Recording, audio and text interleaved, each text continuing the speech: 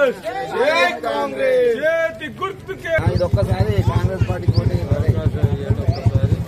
బాపు సరేనారా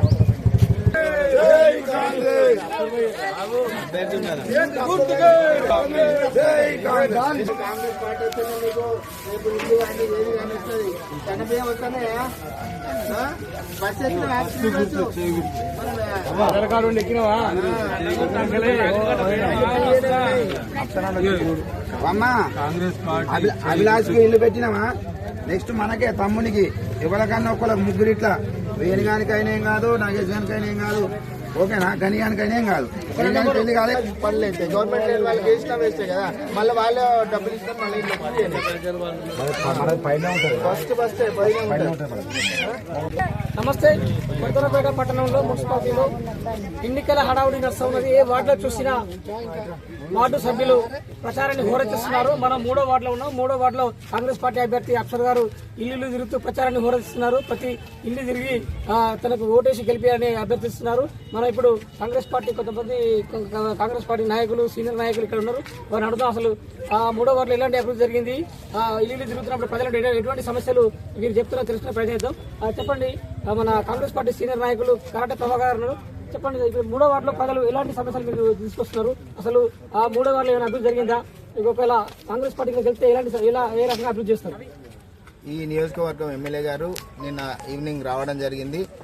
ప్రత్యేకంగా ఈ నియోజకవర్గానికి ఈ వార్డు ఏదైతే ఉందో 3వ వార్డు, ఈ వార్డుకు 50 ఇండ్లు ఇస్తానని ప్రకటించడం జరిగింది. నాగరాజు గారు ఏదైతే మాట ఇస్తాడో మాట తప్పడు, మనమే తిప్పడు. ఏదైనా కూడా ఏదైనా పని ఇచ్చిందంటే 100% గ్యారంటీగా ప్రజలు నమ్ముతుండ్రు.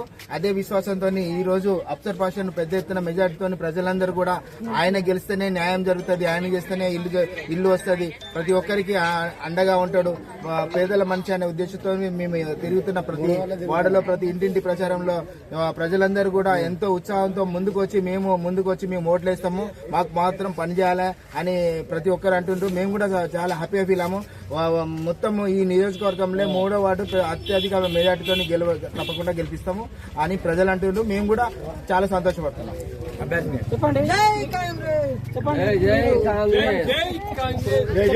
మీరు నామినేషన్ వేసిన కానీ ఈ రోజు వరకు ప్రతి ఇల్లు తిరుగుతున్నారు, ప్రచారం నిర్వహిస్తున్నారు, ఓటు వేయాలని అభిస్తున్నారు. ప్రజలంటే ఎలాంటి స్పందన ఉన్నది? మీరు గెలిచే అవకాశం ఉందా? అసలు మీరు గెలిచిన తర్వాత ఈ వార్డులో ఉన్న సమస్యలపై ఏం చేస్తారు? ఏమైనా అభివృద్ధి చేసే అవకాశం ఉందా?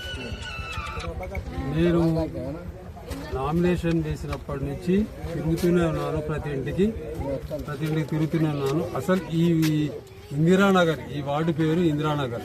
ఇక్కడ మొత్తం దాదాపు 800 మంది ఓటర్లు ఉంటారు ఇక్కడ.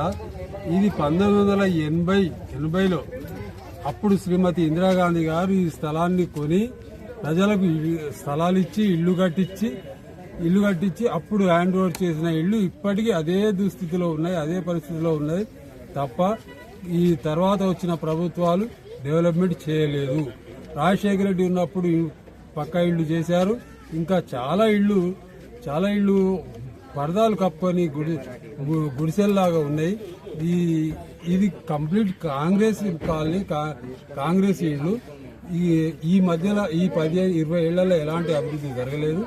నాకు అవకాశం ఇస్తే నేను తప్పకుండా ఇక్కడ సీసీ రోడ్లు, డ్రైనేజీలు, ఇంటి స్థలాలు, ఇండ్లు మా శాసనసభ్యులు గౌరవనీయులు నాగరాజు గారు నిన్ననే ప్రామిస్ చేశారు, 50 ఇళ్లు ఇస్తామని చెప్పారు. నేను గెలిచిన తర్వాత మొట్టమొదలు చేసే పని ఇక్కడ అందరికీ ఇళ్లు కట్టివ్వడం, స్థలం లేని వాళ్లకు స్థలం ఇవ్వడం. ప్రక్కనే ఉన్నటువంటి 2.5 ఎకరాలు ప్రభుత్వ భూమి 20 కాంగ్రెస్ ప్రభుత్వంలో సేకరించిన స్థలము. అది వివిధ కారణాల వల్ల, వివిధ పంచాయతీల వల్ల, అవినీతి వల్ల అది ఆగిపోయింది. దాన్ని తిరిగి మొత్తం విచారణ చేసి ఎవరైతే అర్హులో వాళ్ళకందరికీ కూడా ఇళ్ళు వచ్చే ఏర్పాటు చేస్తా. నేను గత 40 సంవత్సరాల నుంచి రాజకీయాల్లో చురుగ్గా పనిచేస్తున్నా. నాకు ఎప్పుడూ అవకాశం రాలేదు. నాకు ప్రతి ఒక్కరు అన్నలాగా, తమ్ముళ్లాగా, బిడ్డలాగా చూసుకుంటారు. నాకు ఇప్పుడు ఈ దశలో నాకు అవకాశం ఇచ్చిన మన నాగరాజు గారు తప్పకుండా నేను ఈ ప్రజాసేవకే, ఈ కాలనీ సేవకే నేను ఉపయోగపడతా తప్ప నాకు వేరే ఎలాంటి దురాలోచన లేవు.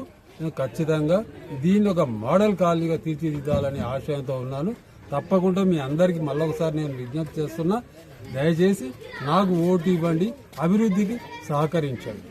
నేను కోరేది ప్రతి ఒక్కరికి ఇదే. కాంగ్రెస్ పార్టీ హస్తం గుర్తు పైన ఉంటుంది, చెయ్యి గుర్తు నా బ్యాలెట్ పేపర్లో నంబర్ 1 స్థానంలో ఉంటుంది. ఎన్నికల్లో కూడా మీరు అందరు నన్ను నంబర్ 1 స్థానంలో ఉంచాలని కోరుతున్నాను. జై కాంగ్రెస్.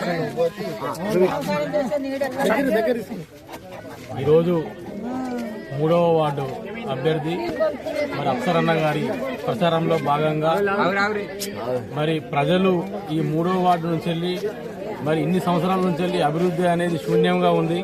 మరి ఎన్నో సంవత్సరాల నుంచి వెళ్ళి కొంతమంది చేతుల్లోనే రాజకీయం ఉండే, కానీ ఈ రోజున ఒక అప్సరన్నకు కాంగ్రెస్ పార్టీ గుర్తించి 40 ఏళ్ల సీనియారిటీ, కాంగ్రెస్ పార్టీ జెండా మూసిన వ్యక్తి కాబట్టి ఈయనను గుర్తించి ఈరోజు కాంగ్రెస్ పార్టీ అన్నకు ఇవ్వడం జరిగింది. మేము 4 రోజులు మేము తిరుగుతూనే ఉన్నాం. ప్రజలు అన్నను బ్రహ్మరథం పడతాండ్రు. అందరూ అన్నను, అప్సరన్నను అన్న, తమ్ముడు, చిన్నాయన, పెద్దనాయన, అవ్వ, అయ్య అనుకుంటా అన్న చాలా ఆప్యాయంగా పలకరిస్తాండు. అందరం ఒక కుటుంబ సభ్యులకనే అన్నను ట్రీట్ చేస్తాండ్రు. ప్రతి ఒక్కరూ కాంగ్రెస్ పార్టీకి అధిక మెజార్టీ ఇచ్చి మరి అప్సరన్నను భారీ మెజార్టీ ఇవ్వాలి.